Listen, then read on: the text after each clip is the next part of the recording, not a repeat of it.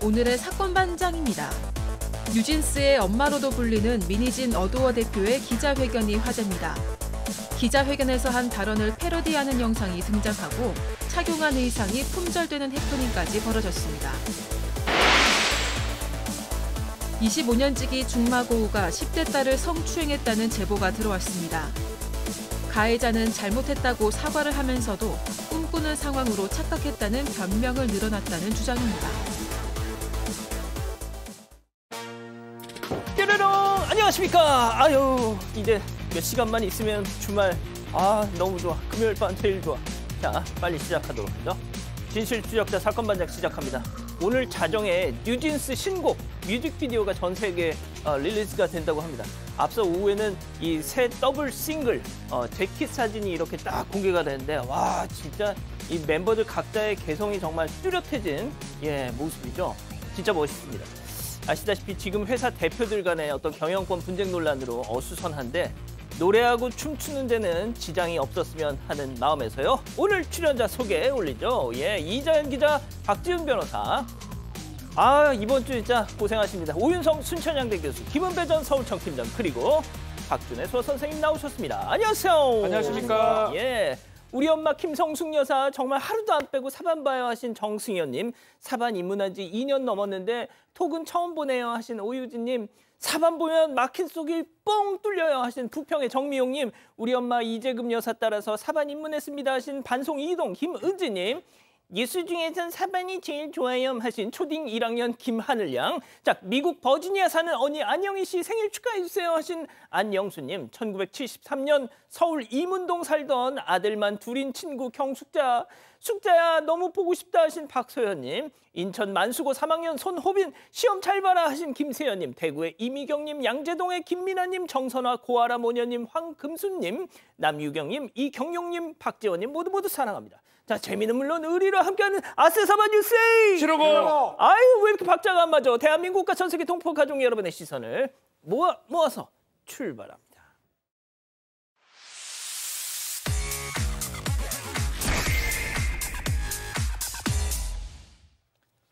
첫 번째 달려보죠. 다짜고짜 욕하더니 퍽퍽입니다. 대낮에 일면식도 없는 손님에게 봉변을 당했다는 사반 가족의 제보 만나보시죠. 자, 저 여성 주목해 주세요. 뭔가 보무도 당당해. 자, 편의점 문 열더니 쓱 저렇게 열더니 들어오지는 않아. 자, 그런데 발로 펑 하더니 지금 들어와서 가게에 들어와가지고 혼자서 하더니 또 떠들다가 확 돌아서 지금 나갑니다. 문 활짝 열고 나가요. 그랬더니 점주는 황당했어요. 자, 그런데 또 들어와. 또 문을 열고 뭐야 이거? 자, 점주가 지금 달려 나오니까요. 자, 이때부터 시작입니다. 지금 막 폭행해요. 저 손에 든 게 텀블러인데요. 텀블러로 막 폭행을. 자, 여성을 뒤쫓아가서 점주가 붙잡았습니다. 자, 신고를 하고 경찰을 기다리는 그 동안에도 또 텀블러로 또 팹니다. 저렇게 사람. 대낮이에요 지금. 대낮에 벌어진 폭행 사건. 경찰이 도착하고서야 이 상황이 겨우 종료가 되는데, 자, 스테인리스 텀블러에 머리를 맞은 편의점 사장님 제보자 뇌진탕 진단 받으셨대. 네, 맞습니다. 어제 오후 3시쯤이고요. 전북 익산의 한 편의점입니다. 40대 후반 정도로 보이는 여성이 들어오더니 다짜고짜 폭언과 함께 욕설을 쏟아내기 시작합니다. 그 내용도 황당했는데요. 왜 장사를 이딴 식으로 하냐? 광고지 다 깨라. 유리창 다 깨버리겠다. 이런 내용이었습니다. 당시에 손님도 있었기 때문에 그만하시라고 말려도 소용이 없었고, 또 욕하지 마시라고 했더니 그때부터 본격적으로 폭행이 시작이 됩니다. 주먹을 휘두르고 발길질을 했고요. 심지어는 들고 있던 그 스테인리스 재질의 텀블러를 가지고 이 제보자인 점주의 머리를 내리치기 시작을 합니다. 이거 안 되겠다 싶어서 결국 따라가서 붙잡았고요. 경찰에 신고를 했는데, 경찰 오기 기다리는 동안에도 계속해서 이 텀블러로 폭행을 시도했다고 합니다.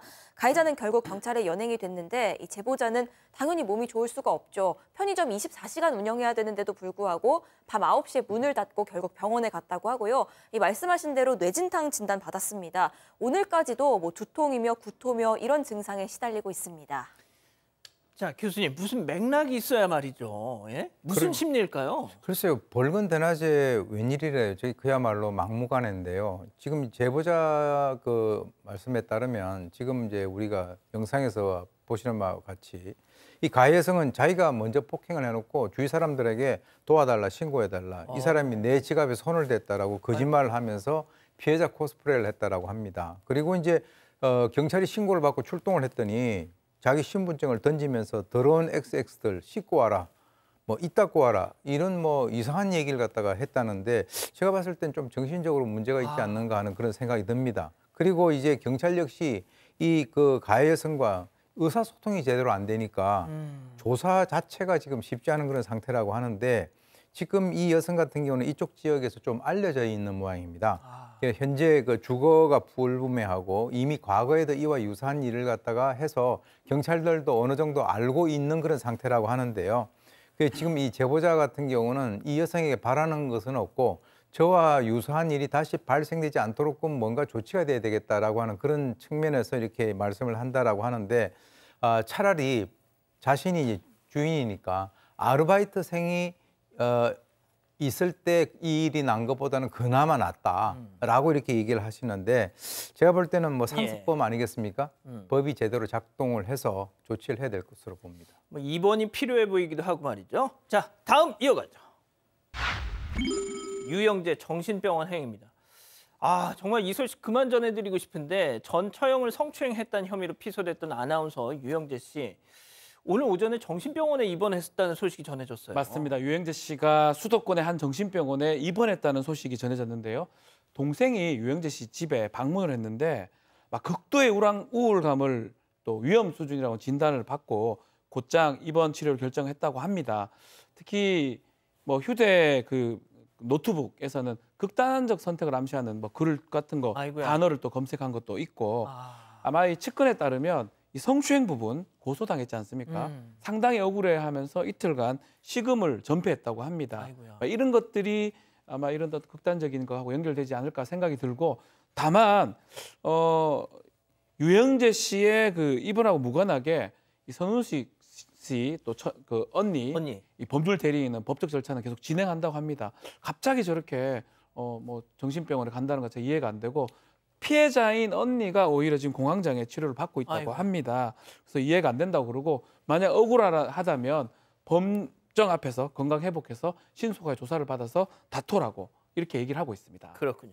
알겠습니다. 자, 다음 또 이어가죠. 20만 원어치 먹고 뿅입니다. 사방 가족께서 제보해 주셨는데 20만 원어치를 먹고 뿅. 자, 영상으로 만나보시죠. 자, 든든하게 식사를 마친 남성 끄 하면서 통화하면서 어슬렁어슬렁 저렇게 걸어 나옵니다. 어디로 나갈까요? 그렇습니다. 출입구 가게 밖으로 저렇게 나가더니 말이죠. 어디로 갈까요? 아, 그렇습니다. 가게 옆 골목으로 저렇게 쏙 들어가는데 자, 문제는요. 저 사람 저렇게 간 뒤로 가게로 다시는 계산도 하지 않고 지금까지도 돌아오지 않고 있다는 겁니다. 저는 처음에 20만 원 먹고 뿅이라길래 일가족 먹튀범인 줄 알았거든요. 저 인간 혼자 먹은 거랍니다. 네, 혼자서 20만 원어치 먹튀를 했습니다. 지난 23일 저녁이고요. 인천에 있는 한 고깃집입니다. 사실 주문하면서는 일행 2명이 더 올 거라고 했답니다. 하지만 끝까지 오지 않았고 1시간 반 동안 혼자서 고기 5인분에 뭐 술 2병에 된장찌개 공깃밥까지 이렇게 20만 원어치를 주문해서 혼자 먹고는 누군가랑 전화하는 척 사라졌습니다. 고깃집 직원인 제보자가 한 30분 정도 기다려보다가 경찰 신고를 했고요. 경찰이 지문 채취해 갔습니다. 그런데 이 제보자에 따르면 이 남성이 본인이 의료기기 납품업을 하는 사람이다 소개까지 했고요. 최근에 사기 의혹 불거지고 있는 기업 이런 걸 언급하면서 저번에 사장님이 다른 손님들하고 얘기하시는 거 들었는데 혹시 손해는 없었냐? 많이 힘들어하시더라. 굉장히 친근하게 말을 붙여왔다는 겁니다. 그러면서 나중에 올 자신의 일행이라는 사람이 그 기업 관계자라는 얘기까지 합니다. 제보자는 이게 다 수법이었던 것 같다. 다른 자영업자들도 조심하시길 바란다고 전했습니다. 그렇군요. 알겠습니다. 자, 다음 또 이어가죠. 어이없는 발 매너입니다. 자, 그 발을 주체 못하는 사람들 때문에 눈살이 찌푸려지는 상황 사진으로 만나보시죠. 자, 좌석에 붙은 테이블 위에 새카만 발이 저렇게 톡. 아, 며칠 전 저기에 돼지 족발 올려놓고 먹은 적이 있는데 누구는 저기에 사람 족을 올려놓는구나. 오호 통제라. 아, 그런데 저러면 더 불편하지 않을까 싶은데요. 자, 팀장님, 진짜 왜 저러고 사는 걸까요? 그렇습니다. 지난 4월 12일 온라인 커뮤니티에 올라온 사진인데요. 사실은 저 내용은 그 이날 밤 그 서울과 부산을 오가는 그 경부선 KTX 차가 있어요. 게시자 옆에 한 남성이 탔는데 그 자세히 보게 되면 테이블 있지 않습니까? 음식이라든지 물을 먹는 장소인데 신발을 벗더니 갑자기 그 자리에 발을 떡 올려놨습니다. 손도 아니고. 그럼 냄새가 나겠죠. 냄새가 나고 있다가 한참 있다가 동대구역에 도착하니까 발을 쓱 내리더니 신발을 신고 사셨다고 하는데 테이블 위에 음식 넣는 거지 발로 오면 안 됩니다. 저거 냄새 나면 참 문제가 되기 때문에 에티켓이 없다. 저런 분은 저렇게 하다가 옆 사람 잘못 만나면은 또 역시 참교육을 당하니까 절대로 저렇게 하시면 안 됩니다. 바로 그 옆 사람이 팀장님이었다. 어떻게 하시겠습니까? 참교육을 시키죠. 어떻게? 화장실로 데려가죠. 그리고 발을 닦아줍니다. 아, 냄새 나지 말라고? 네, 그렇죠. 아, 예, 알겠습니다. 자, 이번에도 또 발이 문제입니다. 사진으로 만나보시죠. 자, 아직 영화 시작 전 맨 앞줄 나란히 앉은 사람들. 삐쭉삐쭉 솟아있는 건 바로 족, 우리말로 발. 하나같이 앞좌석에 발을 턱 올려놓고 저렇게 있는 겁니다. 박 변호사님, 왜 네. 저러고 살까요 도대체? 여기도 마찬가지로 지금 부산에 있는 한 영화관이거든요. 남녀 네 사람이 저렇게 발을 올리는 모습이죠. 아마 이 40대로 보이는 남자들인데 구매할 때 우리 앞에 내 자리 비었어 이렇게 얘기했던 걸로 그 보고 이게 찍힌 것 같은데 제가 말씀 좀 드리겠습니다. 발 올리면 안 되죠. 이거는 법은 아니에요. 상식입니다. 어떻게 자리에 발을 올립니까? 마찬가지로 그 열차도 마찬가지고요. 이게 만약 저렇게 계속 올리고 저런 비매너 행동을 하게 되면 이런 내용들이 다 법이 될 수가 있습니다. 아, 진짜. 앞으로 의자에 발을 올리는 사람 징역 1년에 처한다. 이렇게 바뀔 수가 있어요. 상식을 좀 지켜야 된다. 이게 법으로 가면 안 되잖아요. 그러니까요. 알겠습니다. 자, 마지막 사연으로 가보죠. 알고 보니 호구 남편. 아, 참. 집단 지성의 판단을 받아보고 싶으시다면서 메일을 주셨어요. 네, 남편은 일단 3남매 중에 셋째인데요. 결혼 전에 본가 살 때 형도 있는데 본인이 생활비 다 대고 그 와중에 아버지 용돈까지 드리던 효자입니다. 그런데 결혼 뒤에 시부모님이 당신들 사실 전셋집에 뭐 가게 구한답시고 남편한테 대출 받아달라고 졸랐는데 그걸 사연자가 중간에서 반대하면서 사이가 좀 안 좋아졌습니다. 그러다가 5년 전에 시아버지가 돌아가셨는데요. 시누이는 발인 때나 오더니 앞으로 재산은 며느리가 챙길 거야 통보하고요. 1원도 안 보태고 그냥 쌩 가버렸습니다. 그리고 그 뒤에 남편이 물려받을 재산보다 아버지 빚이 더 많다면서 상속 포기를 운운하기에 그런가 보다 없나 보다 했는데요. 최근에 우연히 보니까 그 남편이 물려받은 주식 계좌가 있었던 겁니다. 그리고 그 내역을 보니까 그동안 남편이 형, 누나 그리고 삼촌한테도 수백만 원씩 용돈 보내고 아이고야. 또 형이 낸 줄 알았던 아버지 제사 비용도 남편이 감당했었던 겁니다. 사연자 몰래 오간 금액이요. 자그마치 2,400만 원이었습니다. 사연자는 카드값 갚느라고 온갖 폐물 다 팔고 친정가족들 손까지 벌렸는데 이걸 다 알면서도 이 돈을 시가에 쓴 남편에게 배신감을 느끼고 있습니다. 남편에게 빨대 꽂은 시가 식구들 그리고 달란다고 다 주는 바보 남편 때문에 너무 괴롭다는 사연입니다. 그렇군요. 속도 좀 내겠습니다. 기다리고 기다리셨던 부처 핸즈업타임 유튜브 JTBC 뉴스 채널과 사건 반장 독립 채널에서 6천여 분의 우리 가족 여러분들 함께하고 계신데요. 채팅창에 OX로 함께 참여해보시죠. 먼저 남편입니다. 여보야, 지훈 엄마. 당신 속상한 거 알아. 그래서 나도 당신한테 항상 고맙다. 하지만 우리 형제들 중에 사람 구실하고 사는 게 나 말고 누가 있니? 누나는 돌싱이지, 형은 백수의 노총각이지. 일단 있는 사람이 좀 쓰는 거지. 이렇게 베풀고 살면 나중에 다 돌려받는 게 인생살이다. 아니 그리고 당신의 귀염둥이 내가 있는데 뭐가 걱정이니 동그라미. 아, 그렇군요. 이론의 여지가 없을 줄 알았습니다. 자, 다음 사연자 아내입니다. 귀염둥이 같은 소리하고 앉았네. 야, 김은배 너만 보면 요즘 오바이트 쏠려. 야, 안 되겠어. 너 오늘 죽고 나는 좀 살자. 네가 사람이야? 난 친정엄마가 준 반지까지 팔면서 카드값 메우고 살았는데 뭐 베풀면 나중에 돌려받아? 아니, 나중에 됐고 지금 내놔. 지금! 자, X. 자, 팀장님부터 달려볼게요. 그렇습니다. 저 남편 문제가 상당히 많은데 경제권은 원래 여성이 가져야 되는 건데 저 남성은 배가 좀 나와 있네요. 배꼽이 큰지 몰라도 중요한 거는 일단은 여성하고 상의해서 아내한테 만약에 시집 있으면 좀 도와주면 모를까. 아내 모르게 도와준다? 그 아내를 화나게 한다. 전 한편 문제가 왔습니다. 앞으로는 절대로 혼자 하지 마시고 아내하고 상의하든가 아니면 경제권을 완전히 아내에게 넘기시기 바랍니다. 자, 교수님.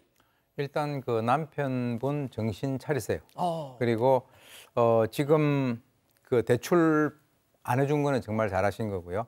그리고 이제 남편이 상속 포기하면서 거짓말 한 거 아니겠습니까? 그래서 지금 거기다가 형 누나 그리고 삼촌까지 용돈을 줬다. 오지랖이 너무 넓은 것 같고요. 지금 이제 이 여성 같은 경우는 지금 친정에다가 뭘 가지고 오고 자기 건부치까지 팔고 있는데 뭐 하는 짓인가? 이런 집들을 제가 이제 주위에서 좀 보는데 예. 나중에 이 남편 같은 경우에 아무 대책도 없이 그냥 그 뭐 가장으로서의 어떤 모든 어떤 책임을 갖다가 아내한테 지우는 그런 일도 제가 봤습니다. 아, 자, 박 변호사님. 하지만 네. 그렇다고 형제 자매를 몰라볼 수 있느냐? 그럼에도 불구하고 형제가 아니라고 하더라도 책임하고 권리, 의무는 같이 가야 됩니다. 아, 받은 만큼 줘야 되고 또 준 만큼 받아야 되는 그런 상황인데 혼자서 지금 모든 것을 하려고 하는 모습이거든요. 이거는 본인 혼자 살고 있다면 가능해요. 뭐 다 줘요 그냥. 그러니까 거지로 살아요. 그냥 다 주고 형제들 다 주고. 근데 아내가 지금 있잖아요. 아내가 싫다잖아요. 자식도 있고. 자식도 있고요. 가족이 우선입니다. 형제는 두 번째고요. 그렇다면 아내 뜻에 따라서 행동을 하셔야 되고요. 자신이 없으면 지금 좀 전에 얘기를 했는데 경제권 가지지 마세요. 자신 없으면 그냥 치우십시오. 그렇군요. 자, 우리 가족 여러분들 왠지 이구동성 느낌? 맞습니다. 스테판 울프님이요. 이혼이 답이다 하셨고요. 백영란님, 남편아 혼자 살지 이럴 거면 뭐하러 결혼했니 하셨습니다. 군산 사는 남원땡님, 그냥 남편 시댁에 반품하시죠 하셨습니다. 그렇군요. 자, 사건반장 제보 메일과 카카오톡 사건반장 제보 채널에서는 이런 사연과 많은 제보 기다리고 있습니다. 자, 권형민님 보고 계시죠? 오늘 아내 이나연님의 생일 축하 케이크 사려고 대전 성심당 오픈런을 위해서 저렇게 아침부터 일찍 줄을 섰고 결국 1시간 반 만에 대기 끝에 한정판 케이크 손에 들고 보무도 당당히 주차장으로 왔는데 아니 이것은 차를 주차칸에 집어넣으려다 만 것만 같은 이 어처구니 없는 상황 좀 보소. 아무리 전화를 해도 받지도 않고 방송을 해도 오지도 않고 아마 이 차주도 오픈런 대기 중인지 무려 1시간 동안 오질 않더란 겁니다. 옆차가 빠져서 가기는 했지만 인간적으로 너 주차 좀 똑바로 해 하셨어요.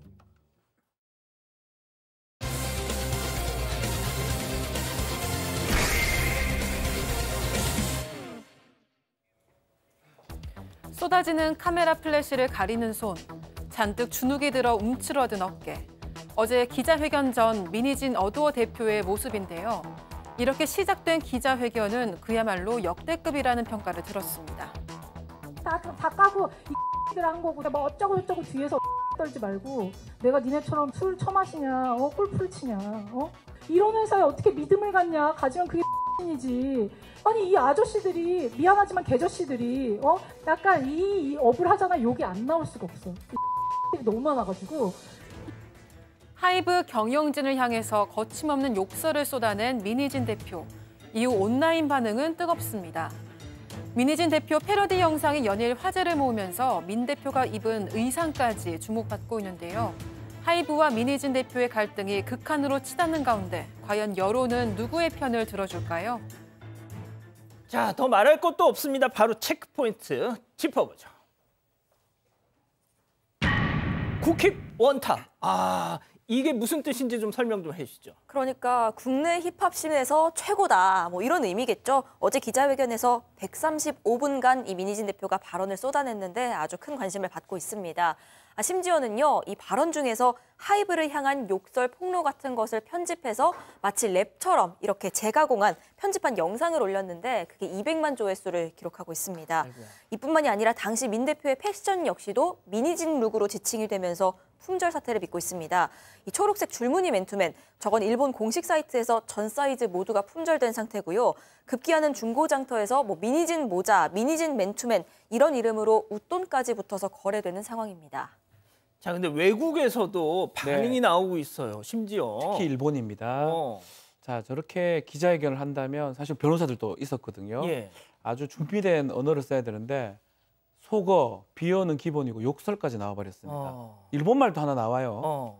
일본에서 되게 충격을 받은 것 같습니다. 유진스도 유진스지만 이 정도 진또배기 욕설이 나왔다.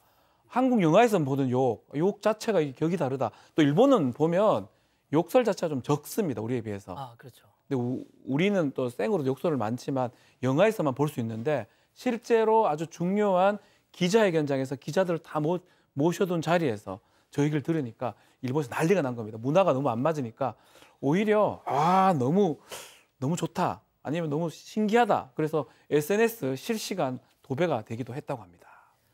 자, 그리고 민희진 대표가요, 오늘 한 라디오 방송에 직접 출연해서 어제 못다한 이야기를 이어갔는데, 자, 보시기 전에 어떤 옷차림새를 하고 왔는지 주목해서 한번 보시죠. 이게 컴백 얼마 안 남은 상황에서 이런 좀 불미스러운 일이 터져서. 네, 그래서 저는 그게 제일 이해가 안 됐어요. 왜 하이브가 굳이 이 시점에 이거를 이렇게 불거져서, 제가 일 못할 건 뻔히 알잖아요. 네. 근데 그거를 왜 굳이 지금에 이렇게 해가지고, 우리 멤버가 저한테 대표님 지금 드라마 찍고 있다라고 그냥 혼자 상상하고 있으라고 막 그런 표현을 했는데 제가 거기에 되게 공감이 됐거든요. 뉴진스 멤버가. 네. 아이고. 이런 방송에 나와서도 저한테 뉴진스 멤버 얘기하지 말아라 막 이런 얘기를 하시는 분들도 있고 이래요. 왜 뉴진스 파냐? 전 팔지 않아요, 절대. 아니, 하이브도 이번에. 자, 보시면은 저는 진짜 이 민희진 대표가 대중 심리를 정말 잘 아는 정말 유능한 기획자인 것 같다라는 생각이 좀 들더라고요. 그러니까 어제 입고 나왔던 옷, 그 모자까지 고스란히 또 입고 다음날 라디오 방송에 나와서 저렇게 자신의 어떤 입장을 피력하는 거, 사람들이 무엇에 주목하는지를 딱 간파를 하고 있잖아요. 자, 팀장님. 뉴진스 엄마 민희진 대표를 위로해준 건 역시나 뉴진스 멤버들이었다.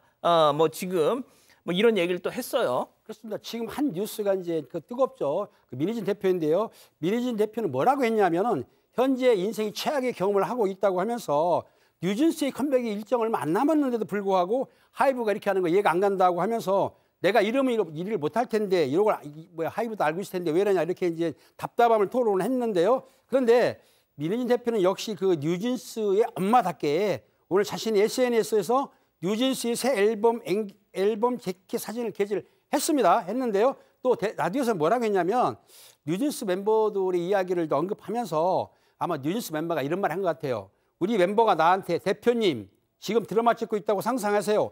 그러면서 위로를 했다고 하는데 사람들이 이렇게 말한다는 거예요. 잠깐만 뉴진스 얘기를 하느냐 하지 말라 이렇게 하지만 내가 어떻게 뉴진스 얘기를 안 할 수 있느냐. 내가 뉴진스를 파는 게 아니라 모든 게 엮여 있기 때문에 지금 말하는 것이다 라면서 자기의 심경을 얘기했는데 어쨌든 지금 이 민 대표가 지금 이 언론에서 상당히 뉴스 스포라이트를 받고 있습니다. 예. 근데 김현정 뉴스쇼가 어제 녹화 방송이었다고도 말씀하시는 분들이 계시네요. 아무튼 자, 민희진 대표는 앞서 기자회견에서도 방시혁 이 하이브 의장이 뉴진스를 홀대하고 차별한 게 이번 논란, 이번 문제의 핵심이다 이렇게 주장을 했는데요. 그 부분도 좀 들어보시죠. 뉴진스 나오고 이거 빌보드 핫백에 오르고 나서 저한테 축하합니다. 이 위에 축하합니다가 있어요. 축하합니다. 근데 갑자기 즐거우세요? 라고 보내신 거. 저는 그때 되게 이게 의도가 이상하게 느끼고 당연히 즐거운데 이걸 왜 묻지? 그리고 오랜만입니다. 희진님 뉴진스 잘 돼서 좋아요. 이런 말 한마디도 없다가 갑자기 즐거우세요? 그래서 내가 크크크. 어이가 없어서 크크크한 거예요. 왜 웃어요? 진짜 궁금한 건데. 네? 뭐가 궁금한데요? 즐거우시냐고요? 이 대화 좀 이상하지 않나요? 자, 이거는 교수님이 좀 정리를 해주시죠. 네, 지금 이제 민희진 대표 주장에 의한 겁니다. 이제 원래 뉴진스가 그 하이브 최초의 걸그룹으로 데뷔를 할 걸 계획이었다라고 하는데 이 하이브 측에서 르세라핌이 먼저 데뷔했다. 그러니까 다시 말해서 이제 그걸 바꿨다라고 이렇게 주장을 하는 거죠. 그리고 이제 이 하이브가 르세라핌 데뷔 전까지는 뉴진스 홍보하지 말라라고 얘기를 하고 이후에 뉴진스가 데뷔를 했을 때도 축하한다는 말도 없었다. 상당히 좀 섭섭했다라고 하는 것이죠. 이후에 뉴진스가 이제 처음으로 빌보드 메인 싱글 차트 핫 100에 올라가니까 이 방 회장이 민 대표에게 즐거우세요라는 메시지를 보냈다는 거예요. 그래서 아까 얘기 나온 것 같이 왜 이런 걸 묻지라는 생각이 이해가 안 갔다라고 하는데 그는 이제 그 르세라핌, BTS, 세븐틴, 엔하이픈 등 이 하이브 자회사 소속의 여러 그룹들이 있지 않겠습니까? 그쪽하고는 다 전부 다 인증샷을 남겼는데 바로 이 뉴진스와 같이 찍은 사진은 올리지 않았다. 그래서 지금 뭐 어떤 그 섭섭한 거 뭐 이런 등등의 어떤 느낌을 피력을 하고 있습니다. 실제로 진짜 방시혁 의장 그 SNS를 보니까 뉴진스 멤버들하고 같이 찍은 사진은 올라오지 않았다고 막 그러더라고요. 그리고 앞서 그 김현정의 뉴스쇼는 제가 뭐 정정을 하겠습니다. 기자회견 당일 기자회견이 끝나고 녹화를 한 거였다고 하네요. 그러니까 의상이 그리고 모자가 같을 수밖에 없겠죠. 죄송합니다. 자, 어제 민희진 대표 하이브 측을 향해서 뭐 방송에선 전해드릴 수 없는 욕설 또 그리고 또 일본어 표현 쓰면서 뭐 이렇게 한번 붙어보자 뭐 이런 얘기를 했었잖아요. 그 부분도 보고 가시죠. 모르겠어요. 제가 막 그렇다고 뭐 지구 들어가서 뭐 하이브랑 협상 이거 아니에요. 그냥 다 까고 이들 한 거고 저는 그냥 그러니까 들어올 거면 나한테 그냥 맞다이로 들어와. 이렇게 비겁하게 막 어쩌고 저쩌고 뒤에서 떨지 말고 그냥 내 앞에서 하고 싶은 말을 해. 자, 그러면 뭐 들어와 약간 이런 느낌인데 그래서 들어왔습니까? 네, 하이브도 오늘 오후에 그 민 대표의 12개 주장을 하나하나 반박했습니다. 일단 앞서 민 대표는요, 경영권 탈취 의혹, 여기에 대해서 이거 그냥 직장인들끼리 한 푸념이고 상상이고 농담이다. 실현된 거 없다. 이렇게 설명을 한 바가 있습니다. 그런데 여기에 대해서 하이브가 반박을 했는데요. 먼저 하이브는 여러 달에 걸쳐서 동일한 목적하에 논의가 진행이 됐고 민 대표의 대화 상대가 회계사 출신의 어두어 부대표다. 이 인물은 하이브의 상장 업무를 담당하기도 했다. 이거 결코 농담일 수가 없다라고 보고 있습니다. 여기에 더해서 민 대표가 이 부대표한테요. 우리가 지금까지 나눈 내용 이건 다 사담으로 처리해야 한다라는 발언도 있었다고 주장합니다. 자, 무엇보다 지금 하이브에서는 현재 민희진 대표가 뉴진스 member들을 볼모로 잡고 협박을 한다 이런 주장까지 하고 있습니다. 네, 이제 하이브 측의 이제 주장입니다. 이 뉴진스 컴백을 할 때 그 어간에 이 메일로 회사를 공격하기 시작을 한 쪽은 바로 민 대표 측이다 이렇게 주장을 했고요. 그리고 이제 그 지난 어제도 얘기 나왔습니다만 그 포렌식을 통해서 확보한 자료에는 4월부터 여론전을 준비하라는 민 대표의 지시가 적힌 기록도 있다라고 주장을 합니다. 그래서 정작 뉴진스를 볼모로 회사를 협박하고 있는 쪽은 민 대표 쪽이다라고 얘기를 하고 있는데요. 또 이제 하이브 측은 민 대표가 그동안에 자기는 홀대를 받았다라고 하는 이 주장에 대해서 아니 지난 2023년에 민 대표가 인센티브로 20억을 받았고 연봉 이외에도 막대한 주식 보상을 제공을 했다. 이 주식의 가치라고 하는 것은 일반인들이 상상하기 어려운 정도의 큰 액수다라고 이제 밝혔습니다. 그리고 이제 민 대표는 하이브 본사 그리고 이제 한국 자회사 구성원 중에서 압도적인 연봉 순위 1위다라는 사실도 강조했습니다. 그 어제 민 대표가 이런 얘기를 했어요, 박 변호사님. 네. 제 거 법인카드 보잖아요. 약은 식대밖에 없어요. 배민 딱 이러더라고요. 네. 그러니까 이걸 듣고 많은 또 누리꾼들이 배임한 적 없다. 네. 배민을 했을 뿐. 그 배달앱. 그렇죠. 네. 시작 자체는 경영권 탈취다라고 하이브가 주장을 했는데 어제 기자회견을 좀 계기로 월급 받는 사장이었고 지금 말한 것처럼 좀 애한이 좀 직장인의 애한 이런 것들이 좀 담겨져 있었던 게 아닌가. 그래서 여론이 조금 바뀌는 상황으로 보이긴 합니다. 그럼에도 불구하고 법적인 얘기를 좀 드린다면요. 이 모회사가 하이브고요. 자회사가 어도인데 이런 경우 지금 업무상 배임죄가 성립할지 말지는 좀 지켜봐야 될 것 같은데 배신행위를 해서 회사에 아니면 타인에게 손해를 끼쳤을 때 업무상 배임이다. 배임인데 이게 유죄가 되는 경우가 별로 없기도 하고요. 그래요? 근데 문제는 뭐냐면 주총을 열어가지고 맞아, 주주총회. 네, 주총을 열어서 이 대표이사를 특별 결의로 해임을 할 수가 있습니다. 이사들 다 해임이 가능하거든요. 그 주식회사의 주인은 주주입니다. 이 어도의 가장 큰 주주는 하이브입니다. 8대2라면서요. 예, 80% 갖고 있기 때문에 뭐 특별거리 상황이라 하더라도 그 상황은 넘어가고요.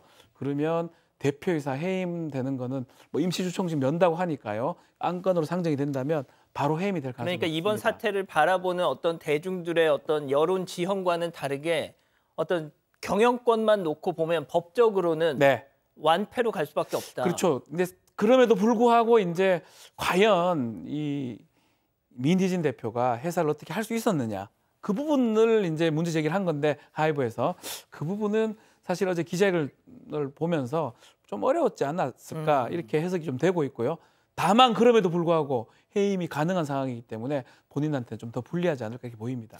알겠습니다. 계속 좀 뭐 봐야 되겠네요. 일단 이렇게 정리하고요. 두 번째 사건 이어갑니다.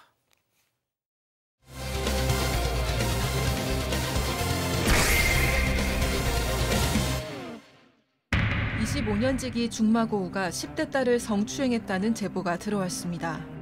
가해자는 잘못했다고 사과를 하면서도 꿈꾸는 상황으로 착각했다는 변명을 늘어났다는 주장입니다. 사건의 전말을 파헤쳐봅니다. 40대 아버님의 제보인데요. 이 아버지가 친구와 함께 집으로 귀가한 뒤에 가족 모두가 잠든 새벽에 벌어진 일입니다. 네, 지난 9일에 있었던 일입니다. 당시에 이 제보자인 아버지는요, 친구랑 좀 늦게까지 술을 마시고 한 새벽 2시가 좀 되기 전에 같이 그 집으로 데리고 들어왔다고 합니다. 그랬더니 이제 아내가 거실에 그 친구가 잘 잠자리를 마련해줬고 이 제보자인 아버지는 아내랑 같이 방으로 들어가서 잠을 잡니다. 그리고 아침에 일어났는데 아내랑 둘째 딸이 할 얘기가 있다면서 좀 얘기 좀 하자고 하는 겁니다. 그렇게 털어놓은 얘기가 아주 충격적이었습니다. 둘째 딸이 자고 있었는데요. 새벽 3시쯤에 갑자기 방문이 열리더라는 겁니다. 그리고는 뒤에서 누군가 이렇게 앉길래 사실 이 둘째 딸이 아빠랑 평소에 애정 표현으로 포옹을 자주 해서 그냥 아빠겠거니 했는데 갑자기 가슴을 만졌다고 하고요. 아빠가 아니구나 하는 생각에 순간적으로 몸이 굳었다고 합니다. 이 성추행이 10분 정도 이어졌습니다. 그런데 이 추행의 강도가 점점 세졌고 또 손이 막 바지 안으로 들어오려고 하고 하기에 결국 일어나서 문 밖으로 나왔다는 겁니다. 그리고 딸이 이제 부모가 자고 있던 안방으로 들어왔는데 이 당시에 제보자인 아버지는 깊게 잠에 빠져 있는 상황이었기 때문에 이제 어머니를 깨워서 이 사실을 알렸습니다. 자, 제가 취재를 했는데요. 왜 새벽 3시에 바로 그 아버지를 깨우지 않고 아침에 아버지를 깨운 다음에 아침에서야 그 몇 시간 전에 이 일을 왜 이렇게 몇 시간 뒤에서야 알렸냐 제가 물어봤더니 이 아버님이 특전사 출신이랍니다. 평소에도 가족한테 내 딸을 어떤 놈이 건드리면 난 진짜 죄송합니다. 죽여버리겠다 이런 말씀을 막 하셨던 분이래요. 따님하고 엄마가 이걸 바로 얘기했다가는 진짜 우리 남편이 우리 아빠가 이 친구 죽일까 싶어가지고 나중에 얘기를 했다는 겁니다. 아버님 얘기 직접 들어보시죠. 무릎 꿇고 빌었어요. 예, 아빠가 죽을 죄를 졌다. 그런 미친을 내가 되게 끌어들였으니 이건 내 탓이다. 했죠. 우연하게 했죠. 우연하니까 더 속이 상했죠. 하루 평균 주말 없이 16시간, 18시간 일하고 살았던 것 같아요. 생각하면 너무 힘드니까 이게 제 잘못이거든요. 원인은 끌어들였잖아요. 제가. 그리고 미안하단 말 말고 어떤 말 하겠어요.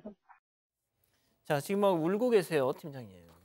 그렇습니다. 그 친구를 데려온 그 미안함 때문에 아버님이 분노도 하고 미안해하고 이제 딸한테 울었다고 하는데요. 그 친구의 내용을 알아보면 친구는 미혼입니다. 미혼이면서 건설 노동자로 일하고 있었는데 코로나 사태 때 코로나를 걸리다 보니까 후유증이 생겨서 일하다 쉬고 하니까 이 아버님이 볼 때에는 좀 안타까우니까 좀 취직시키려고 했던 것 같습니다. 그래서 그 아버지는 물류센터에는 위탁업체에서 아마 그 책임자를 맡고 있는 것 같아요. 그러니까 위탁업체에 있는 거기에 일을 시키려고 했는데 그런 제안을 하니까 친구가 한다고 하니까 그러면은 회사 출근한 전날 우리 집으로 데려와서 재운 다음날 출근을 같이 하자는 생각으로 자기 집으로 데려왔는데 이런 사단이 난 거죠. 그러니까 이 아버님 입장에서 볼 때는 왜 그날 내가 친구를 놔두지 집에 데려와가지고 이런 일을 만들어냈기 때문에 그런 후회와 죄책감이 들었기 때문에 아마 딸한테 너무 미안하니까 그렇게 울면서 빌었던 것 같은데요. 설마 그런 20몇 년 지기 친구가 자기 집에 와서 자는데 자기 딸을 그렇게 성추행하려고는 전혀 생각지를 않았기 때문에 이런 사단이 벌어졌던 것이죠. 도대체 왜 그랬대요? 자, 이게 두 사람 관계가 또 중요합니다. 아버지하고 이 친구는 25년 중마고우라고 고등학교 때 다른 사람 소개로 만나서 지금까지 인연을 이어오고 있는데 뭐 결혼식도 당연히 갔고요. 뭐 필요하다면 돈도 스스럼 없이 빌려줄 정도로 되게 친한 사이였다고 합니다. 친구가 생활비 필요하다면 생활비도 바로 주기도 하고 또 언젠가는 뭐 그런 얘기도 했다고 합니다. 뭐 돈 얘기 이렇게 나오고 있죠.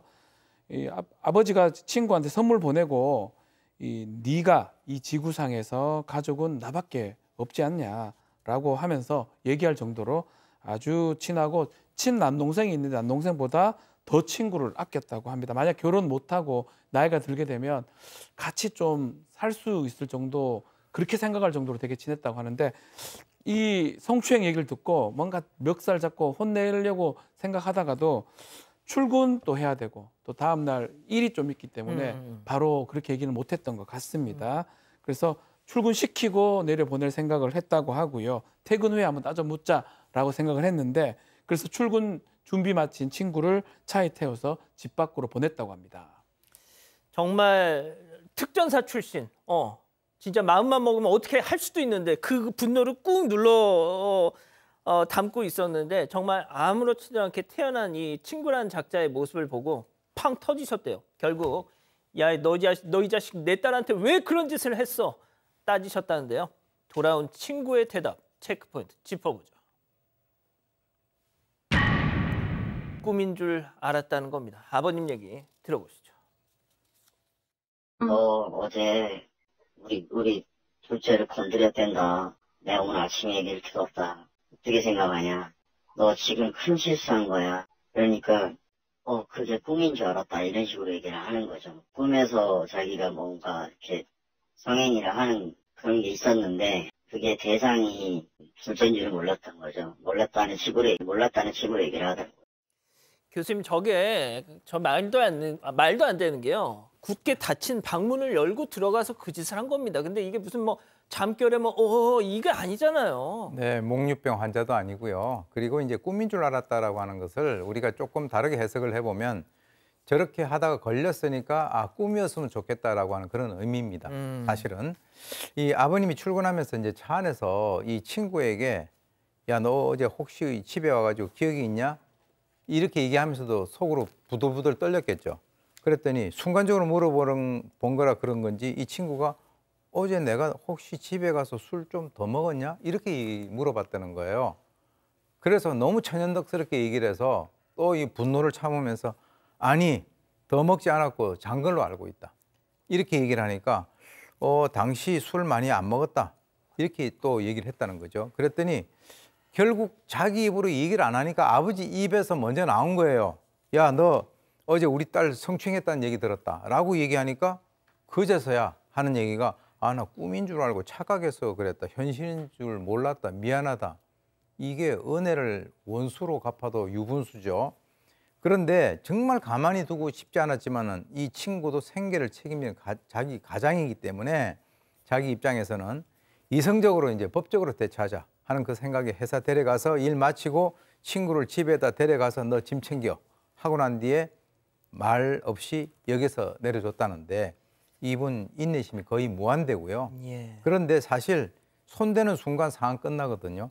이제 뭐 폭행당했다 이렇게 해서 또 고소할 테니까 인간적으로 너무 이 설명하는 저도 힘드네요. 예. 이 작자가 그 딸이 어렸을 때 아기 때부터 커가는 모습을 다 봐왔던 그 입장이고, 더군다나 이 딸도 이 작자를 정말 아빠 친구니까 아빠라고 부를 만큼 그런 관계였다고 해요. 그런데 이 짓을 한 겁니다. 자, 박 변호사님. 네. 그 어떻게 될까요, 앞으로 이거? 자, 이게 이제 고소를 한다면 뭐 미성년자 아니면 강제추행죄가 성립을 하고요. 이게 술에 취했기 때문에 지금 당시 맥주 한 5병 마시다고 합니다. 근데 주량 자체가 소주 한 3~4병 된대요. 그렇기 때문에 뭐 술에 취한 거 적용이 돼서 심신미약은 되지 않을 겁니다. 또 설사 술에 취했다 하더라도 최근에 성범죄 주치 감경하지 않거든요. 만약에 이제 처벌을 요구한다면 처벌이 될 것으로 보입니다. 오히려 이 따님은 오히려 아빠가 자기 문제 때문에 이렇게 스트레스 받고 고통스러워하는 거를 막 위로할 정도로 정말 대견한 모습을 보이고 있다고 하더라고요. 자, 이렇게 사건 정리하고요. 별별 상담소 이어갑니다.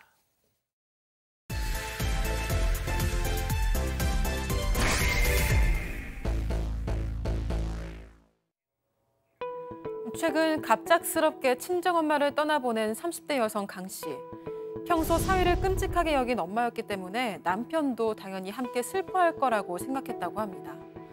그런데 정작 남편은 장례식장에서 눈물 한 방울 흘리지 않고 너무나 담담해 내심 서운했다고 하는데요. 진짜 문제는 그 이후부터입니다. 서운함을 넘어 분노까지 치민다는 강 씨에게 무슨 일이 있었던 걸까요? 자, 실제 사연 당사자 특정을 이유로 조금 각색했다는 점 먼저 전해드립니다. 자, 오늘 사연자 남편을 다시 보게 됐다. 네, 올해로 결혼이 5년 차고요. 아이는 없는 30대 여성 강모 씨의 사연입니다. 그 남편을 다시 보게 된 그 얘기를 하려면 신혼초로 일단 거슬러 올라가야 하는데 결혼할 당시에 예비 시아버지가 건강이 안 좋았습니다. 남편은 1남 3녀 중에 셋째인데 혹시라도 아버지가 이 하나뿐인 아들 결혼식 못 보고 가실까 봐 이 결혼식 날짜를 좀 앞당기기까지 할 정도였습니다. 그런데 시아버지는 하나뿐인 며느리 강 씨를 특히 예뻐하셨는데 그래서 강 씨도 이 시아버지를 무척이나 따랐고요. 병원에도 같이 가고 굉장히 잘 모셨다고 합니다. 아, 딸이 셋이나 있지만 그래도 며느리는 또 다르다. 사실 이제 시아버지 같은 경우는 이 두 사람 그 결혼식에도 참석을 하시고요. 신혼여행 다녀오실 때까지도 그래도 이제 건강을 잘 유지를 하셨는데 이미 이제 병세가 상당히 악화되어 있는 그런 상태이기 때문에 몇 개월 못 버티고 돌아가셨다라고 합니다. 그래도 이제 아들 결혼식에 참석을 하셨기 때문에 그나마 이제 다행으로 이제 보이는데요. 이제 사실 그 이분 같은 경우는 결혼을 하고 난 뒤에 처음으로 이제 그 맞는 그런 어떤 장례식이기도 하고 또 시아버지께서 평소에 이 강 씨를 상당히 예뻐했다라고 하는 것을 자기 친정 식구들이 다 알고 있기 때문에 장례식 때 이제 이 강 씨 부모님들이 모두 다 와서 사돈댁으로 와가지고 시어머니도 위로해 드렸고 심지어는 이 강 씨의 오빠하고 새언니까지 다 왔다는 거예요. 그래서 이제 강 씨 입장에서는 시아버지를 그 잃은 슬픔도 슬픔이지만 사실 결혼하고 얼마 되지 않아서 이런 일이 벌어지면 정말 정신이 하나도 없는 거 아니겠습니까? 그러니까 이제 뭐 어떻게 보면은 본인에게는 엄청난 어떤 그 기억이다 이렇게 그 되는 것이죠. 자, 그 조문객 대부분이 다 씨가 식구들이었을 거 아닙니까, 팀장님? 그렇습니다. 그러다 보니까 남편이 외아들이고 강 씨가 이제 맏며느리고 며느리이기 때문에 부담감이 상당히 많았다고 하는데요. 특히 또 시누이들이 뭐라고 했냐면 강 씨한테 하는 말이 너 아버님 많이 챙겼잖아. 그러니까 아버님 자리 비우면 안 돼. 꼭 자리를 지켜. 이러다 보니까 손님들이 오게 되면은 뭐 열애서 올 거 아닙니까? 일일이 손님들 맞아야 되니까 잠도 못 자고 일일이 손님을 응대하기 때문에 많이 피곤했다고 하는데요. 또 그리고 이제 알다시피 그 며느리 있으면은 여기서 사람 며느리 부르면 또 가야 되고 저기서 부르면 가야 되고 왔다 갔다 하느라고 정신이 상당히 없었겠죠. 그런데 그리고 또 알다시피 지금 그 시어머니도 챙겨야 되고요. 그리고 또 그 상주 자료 지켜야 되고 또 장례식장 직원들 챙겨야지 또 그다음에 뭐 관제업체 챙겨야 돼 이러다 보니까 눈꽃 스스로 바쁜 상황인 건데요. 그러니까 이 사항을 그리고 또 사인하는 게 많은 게 뭐냐면은 사망하게 되면 또 서류가 복잡해요. 서류를 하다 남편이 왜 이걸 안 도와주는지 모르지만은 그 강 씨가 다 사인도 하고 그랬던 것 같아요. 그러니까 상당히 힘들었겠죠. 그런데 힘들고 어렵고 잠도 못 잤지만은 강 씨 입장에서는 그래도 남편을 위로하고 생각하면 또 아버님이 마지막 가는 길이니까 잘 위로해 주자 이런 마음으로 해가지고 힘들더라도 마음을 굳게 먹고 그 자리를 지켰던 것 같아요. 일단 여기까지는 좋은데. 그렇죠. 근데 5년이 지난 지금도 아직 서운하게 남아 있는 게 있습니다. 사실은 시아버지 이제 장례식이기 때문에 혼자 손님들 치른다고 되게 열심히 하다 보니까 밥을 못 먹었다고 해요, 장례식장에서. 당연히 잘 못 먹죠. 그러다 보니까 계속 너무 밥을 굶고 이렇게 배고픈 상태에서 자리를 계속 지키고 있었는데 친정 식구들 왔을 때 빼고는 못 먹고 쫄쫄 굶고 있었는데 나중에 너무 배가 고파가지고 손님이 좀 뜸할 때 있죠. 그 근처 가서 밖에서 아니면 구소에 가서 밥을 조금 먹었어요. 근데 남편이 오더만 야 밥이 넘어가냐? 이렇게 서운한 내색을 비쳤다고 합니다. 좀 화가 나고 서운하죠. 강 씨 입장에서는.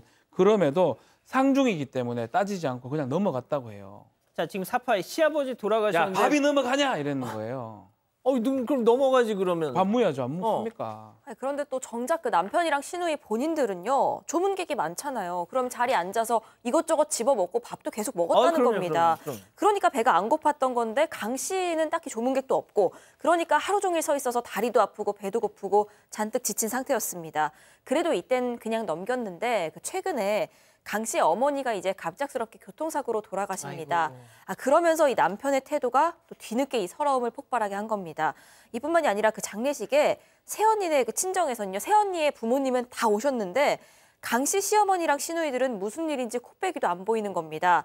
그 남편이 먼저 말도 안 꺼내고 이게 왜 안 오시냐 물어보기도 좀 껄끄러워서 일단 넘어갔습니다. 아니 사돈 장례 지금 안 왔다는 거예요 지금? 가야죠. 가야 되는데 이렇게 시어머니나 이 시누이들 안 온 것보다 남편에게 더 속상했던 점이 있어요. 그게 뭐냐면 이 친정 엄마가 이 평소 아들인 오빠보다 이 사위를 더 아들처럼 여기고 끔찍이 챙겼다고 해요. 씨암탉, 사위 씨암탉 잡아주고 뭐 좋아하는 음식 다 해주고 또 어머니 이러면서 남편이 아주 살갑게 넉살 좋게 했다고 하는데 그래서 장례식 치르면서 남편이 매우 슬퍼할 것이다 이렇게 생각했는데 장모를 잃었으니까 당연하죠. 날 아들처럼 생각해주는 장모님이 가셨는데 씨암탉 장모인데요. 웬걸요? 눈물 한 방울 안 흘리고요. 아하. 밥도 잘 먹습니다. 자기는 무덤덤하고 장례식 끝나니까 바로 친구들하고 놀러 다니고 막 아주 해맑게 이런 부분들이 야 나한테 밥 먹는다고 난리를 치더만 되게 서운했다고 합니다.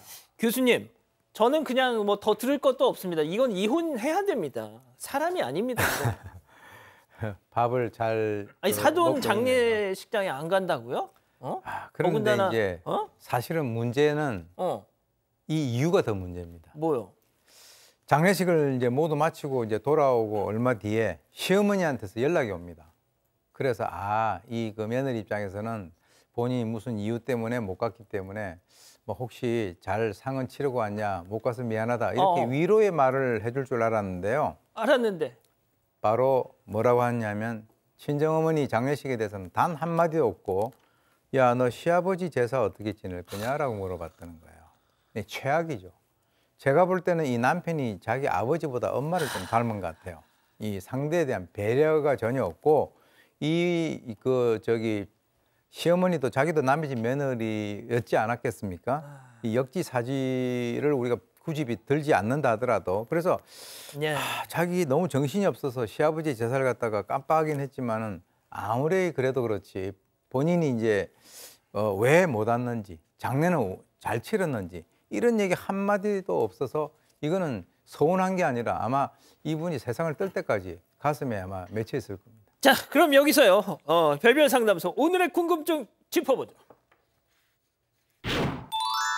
자, 시아버지 제사 제가 지내야 하나요? 라고 지금 묻고 계시는데 저는 이 질문 잘못됐다고 봅니다. 자, 풀샷으로 잡아주세요. 자, 이거 이혼해야 된다. 팀장님 어떻게 생각하십니까? 나도 지금 그 양원보 앵커처럼 이혼해도 됩니다. 진짜? 자, 무슨 일은 아닌데. 자, 교수님은 어떻게 생각하십니까?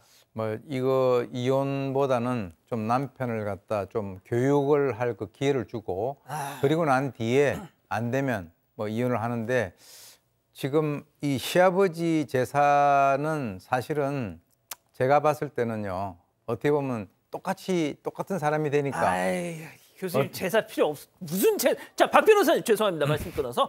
이거 이혼해야 된다 만다. 저도 좀 죄송하지만 이혼까지는 조금 아직 단계가 아니다. 아직까지는 조금 부족하다. 또 이 사위들은 이렇게 좀 장례식장 그 장모라 상인 가면 조금 이렇게 행동하기도 하거든요. 잘했다는 건 절대 아닙니다. 그래도 이 빈소에는 이거 가지고 이제 이걸로 이혼을 한다. 그렇게 연결하기에는 조금 부족한 거 아닌가. 좀 더 있어야 될 것 같아요. 더 있어. 자, 우리 가족 여러분들은 이혼해야 된다 말아야 된다. 해야 한다고 말씀들을 하십니다. 왜냐하면요. 새벽벌님이요. 결혼 5년 차에 아기도 없잖아요. 그러면 헤어지는 게 답입니다. 이렇게 말씀을 하셨고요. 사부님, 맏며느리니까 자리를 지켜 별 요상한 논리네 하셨습니다. 또 부정정님도 며느리가 아니라 집안일 해주는 사람이 필요한가 봐요 하셨습니다. 아유 진짜. 자, 별별 상담소 이렇게 정리하고요. 글로벌 픽 이어갑니다.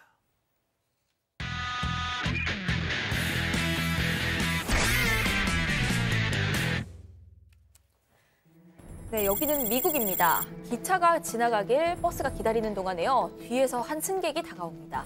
뭔가 매우 화난 듯 역정을 내는데 버스 기사가 무시하고 운전을 시작하자 보호벽 안으로 손을 뻗습니다. 멱살을 덥석 잡아채더니요. 주먹으로 때리기 시작합니다. 위험하게 이게 뭐야? 자, 버스 기사는 어떻게든 운전대를 붙잡고 가려 하지만 남석이 워낙 거칠게 잡아당기는 탓에 이 몸을 제대로 가누지도 못합니다. 두 사람이 위험천만한 몸싸움을 이어가자 다른 승객이 말리러 다가오는데 그런데 그때 기사가 끝내 내동댕이 쳐지고요. 버스도 중심을 잃으면서 핸들! 어떤 상점으로 충돌했습니다. 아유 세상에 아이고야. 자, 일단 다행히 운전벨트 맨 덕분에 벨트가 기사는 있구나. 크게 다치지 않았습니다. 자, 이 승객이 이렇게 난동을 부린 이유, 정류장이 아닌 데서 내려달라고 요구를 했다가 거절당했기 때문입니다. 당연히 기사는 매뉴얼대로 했을 뿐이었죠. 에이구. 남성은 현장에서 도망쳤지만 결국 경찰에 체포됐습니다. 다음은 태국으로 가보시죠. 네, 태국은요 벌써 40도가 넘는 폭염입니다. 아이들이 수영장에서 물놀이를 즐기고 있는데 커다란 튜브에 올라가 있던 두 아이들 동시에 물에 빠집니다. 한 아이는 금방 떠올랐는데 다른 한 아이는 머리부터 떨어졌습니다. 그래서 올라오질 못하죠. 어떻게? 게다가 몸을 지탱해주던 둥근 튜브까지 빠져버리면서 이 아이 점점 가라앉습니다. 아유 근데 사람들이 좀 봐야 되는데. 아이가 빠져나오려고 허우적거리지만 수영장에 있던 다른 아이들도 이 테라스에 앉아있는 어린들도 아이고. 처절한 몸부림을 눈치채지 세상에. 못합니다. 결국 의식을 잃고 더 깊이 가라앉는데 그런데 그때 동생이 물 위에 없다는 걸 알아챈 형이 아이고, 이제 쑥 늘어진 동생을 구조했고요. 그치. 아버지에게 아이고. 도움을 요청을 합니다. 아유 괜찮을까요? 자, 어른들이 아이를 붙잡고 흔들어서 물을 토하게 했습니다. 정말 다행히도 의식을 되찾은 뒤에 병원에 입원했고요. 조금만 늦었더라면 아유. 정말 큰일 날 뻔했습니다. 자, 구사일생은 5살 아이의 아버지, 튜브 있어도 절대 안심하지 말아라. 응급조치 배워둬야 한다 얘기했다고 하네요. 중국으로 가보시죠. 자, 중국의 한 가정집입니다. 9살 소녀가 소파에서 쿠션으로 펄짝, 다시 식탁으로 펄짝, 트램펄린처럼 뛰는 놀이를 하고 있는데요. 아이 재밌다. 다시 돌아서 또 한 번 펄짝. 근데 갑자기 식탁이 쭉 부동강이 나버렸습니다. 너무 신나게 뛰느라 좀 세게 밟았던 것 같은데요. 이 완전 그냥 쓰는 등짝 스매시. 맞습니다. 아이는 어쩔 줄 몰라 하면서 우두커니 앉아 있습니다. 그야말로 폭풍전야의 상황인데요. 잠시 후 방에 나왔어! 아이 어머니 엄마! 믿기지 않는 광경을 보고 얼음처럼 굳었습니다. 다행히 딸을 혼내진 않았고요. 어머니 등치 좀 보세요. 안 다쳤으니까 됐다. 부러진 식탁을 살펴보더니 자리를 이래 떠나버립니다.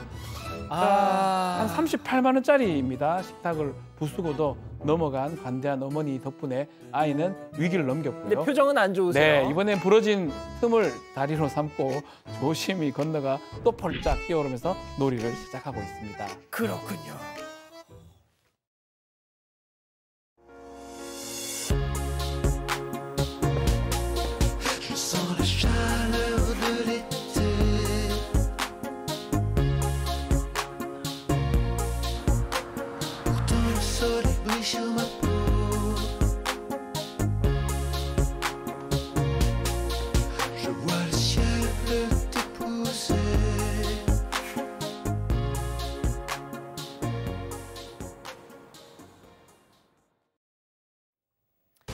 사랑하는 사건반장 가족 여러분 행복한 주말 보내시고요. 저희는 월요일 위클리 사건반장과 7시 50분 본방으로 찾아뵙겠습니다. 안녕히 계십시오.